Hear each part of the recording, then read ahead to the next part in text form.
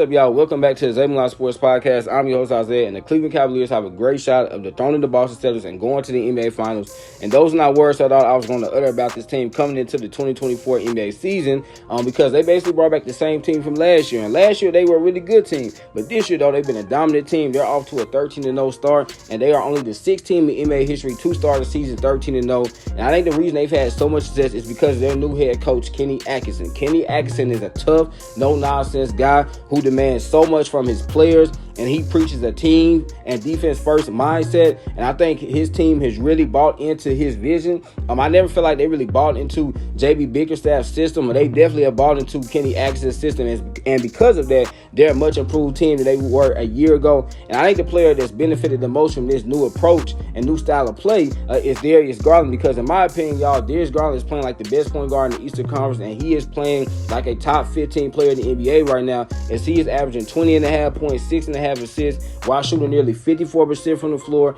and nearly 45% from three. I mean, he's putting up elite numbers, and this is great for the Cavs fans and for the Cavs organization, because, all offseason, we consistently heard Darius Garland's name being brought up in trade rumors, but the Cavs decided not to trade him. They decided they were going to run back the backcourt of him and Donovan Mitchell, and so far it's been a great thing.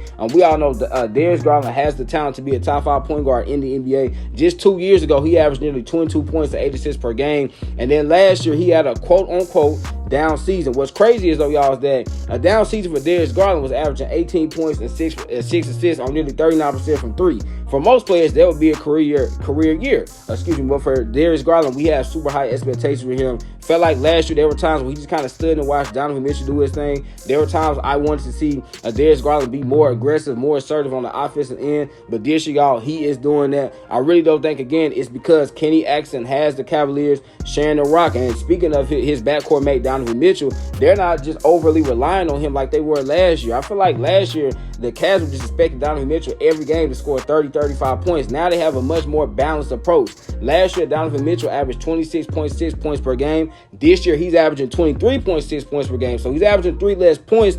But I actually think this has been a good thing for them, because now they have a much more balanced attack. You got Donovan Mitchell giving you almost 24 points per game. You got Darius Garland giving you over 20 points per game.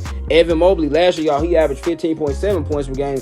This year, he's been at 17.8 points per game. And I think he's on his way to making his first All-Star appearance. Evan Mobley's had a dominant start to the season. He's shooting the 3-ball better. And then you look at their role players. I mean, you got Ty Jerome coming off the bench giving you 10 points. They have Karis LeVert coming off the bench giving them 11.5 points. Dean Wade, he's a really good 3-and-D player. Georges Niang is a really high-level shooter. And then Isaac Okoro is shooting 48.5% from three, which would be a career year for him. And then, mind y'all, Max Strus has yet to play. So when Max Strus comes back, this Cavs team is going to be even more dangerous.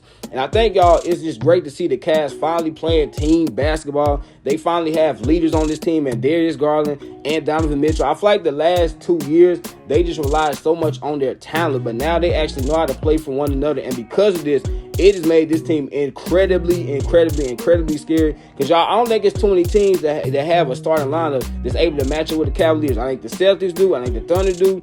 I think the Suns kind of do. The only problem with the Suns is if the Suns and Cavs were to match up in the finals, though, I think the Cavs will have that advantage in terms of the size. But, there's not too many teams that has a starting lineup that's comparable to the Cleveland Cavaliers. So I think this team is incredibly dangerous. I think the Boston Celtics should be worried, y'all. Now, right now, I still would say the Boston Celtics are the favorite in the Eastern Conference. But I would not be surprised come playoff time if the Cavaliers were to defeat the Boston Celtics in a 7-game series, because they match up extremely well. To beat the Boston Celtics, what do you have to do? Well, one, you have to shoot the 3-ball incredibly well. The Cavs do that. They're shooting nearly 41.5% from three as a team. You have to be a really good defensive team. The Cavs are a good defensive team. They're only allowing 110.1 points per game. And then you have to have multiple guys that can contribute for your team, because we know the Celtics have a pretty deep team. They got about 7 to 8 guys on any given night that can contribute in a multitude of ways. And the Cavs had it, y'all, again, with Donovan Mitchell, with Darius Garland, with Evan Mobley, with Jared Allen, Isaac Okoro, Max Strus, Ty Jerome, Karis LeVert, Georges Niang, Dean Wade. So this team is deep. They have great coaching. And I think, y'all, they have everything it takes to not only go to the NBA Finals, but potentially win it. Now, is it going to be tough? Yes, because to go to the NBA Finals again, they're going to have to get through the Boston Celtics, and then to win it, they're going to have to beat either the Thunder, the Suns, maybe even the Warriors, maybe the Grizzlies, if the Grizzlies are able to get healthy. But I think the Cleveland Cavaliers absolutely have the talent, they have the coaching, they have the defense, they have the shooting to make some major noise in the Eastern Conference, y'all. It has been great to see this team finally grow up, right? We've been waiting for this team to grow up. They're grown up now, and because of that, the rest of the NBA needs to be scared because this Cavs team is legit, and don't be surprised they end up winning the NBA championship. Cleveland, this is for you. This was another episode of the ZayMoolah Sports Podcast. Remember, y'all, last good message of what? Make sure you get your daily dose. Y'all know I'm in it, man. I love y'all. God bless. Peace.